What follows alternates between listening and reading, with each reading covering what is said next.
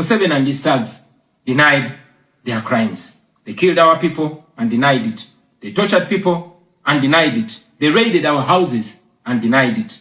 General Museveni has been a smart dictator because he puts on a suit, goes to the West and to the UN, speaks very nicely about democracy and human rights. But realistically, he does not mean any of those. He talks about our so-called Human Rights Commission in Uganda, but the same person closed the UN Human Rights Office in Uganda 2 years ago because they dared to question him about his atrocities. Now that is how he has been able to maintain a facade of democracy for 40 years and counting. But now Museveni is 83 years old, and his 51-year-old son, Muhoozi Kainerugaba, commands our military, the Uganda People's Defense Forces, more like Uganda's defense against his own people. And he's effectively in charge. Unlike his father, Muhoozi does not play the role of a good dictator. He openly and shamelessly says despicable things on social media. On Twitter, he openly confesses and brags about committing atrocities against the people of Uganda. When he was summoned by Parliament, he called Parliament a house of clowns and fools, and he threatened to arrest all of them.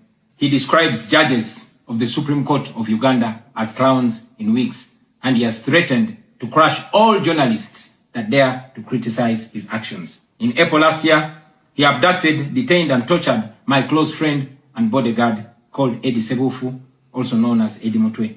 He later on posted on Twitter naked pictures of Eddie, boasting that Eddie Mutwe was in his basement learning Museveni's mother tongue, Unyankole.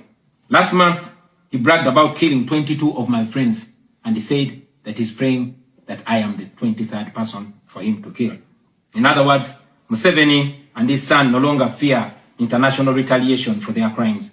They've been so emboldened by your lack of action. They know that they can murder their own people, imprison them, torture them, remove their fingernails, push needles down their testicles, and nothing will happen to them. Now, they're using rape as a weapon. Boys and girls, men and women, people of all ages have reported being sexually assaulted by Muhoozi's military. And it's not rare. The majority of the people that they capture and unlawfully imprison have reported being raped, whether men or women. It is no longer possible, ladies and gentlemen, for the international community to deny Museveni's violence and atrocities. It's all over social media. And today, I am talking about it to you. Now, this is our call to action. The way I see it, if the international community continues to be complacent, then Uganda will go from bad to worse. Museveni and his son's military will massacre many more innocent Ugandans. You, ladies and gentlemen, in the Western world, will be forced to grapple with millions of Ugandan refugees pouring into your countries. And maybe then, the international community will come and commiserate with the people of Uganda, just like they did after the genocide in Rwanda, but it was too late. The second option is that the international community rises to the occasion. You stand by the values that you profess, democracy and human rights. You can rein in on General Museveni and his son through targeted sanctions as well as financial and legal pressures. Ladies and gentlemen, Ugandans are not seeking for pity. Ugandans are only seeking to see the world take action against the individuals that have violated their rights for far too long. Those that have abused democracy with impunity should be the starting point. Please sanction these individuals. Sanction General Museveni. Sanction General Muhoozi. Sanction all the police and military officers that are responsible for gross human rights violations. Sanction those commanders. Sanction the judicial officers that have aided criminality through deliberately misinterpreting the law or skewing it. Those that normalize electoral fraud. Those that remand to prison suspects that should actually be sent to hospital.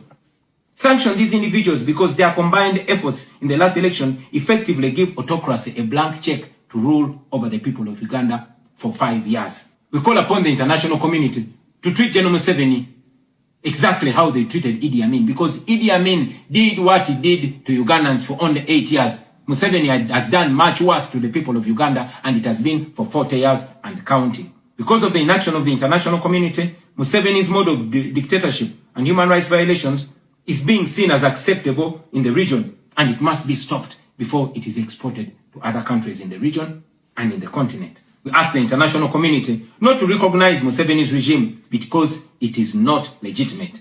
Please terminate any forms of cooperation with this government because he is not legitimate. On our end, as the people of Uganda, we are committed to non-violent means of changing our country, non-violent means of putting an end to this 40-year-old dictatorship. And you can be sure that the people of Uganda will sooner or later free themselves, because oppressed people cannot stay oppressed forever. With your help, friends, with the help of the international community and development partners, we can change our country. We can liberate Uganda before it is too late. I thank you for listening to me, for God and my country.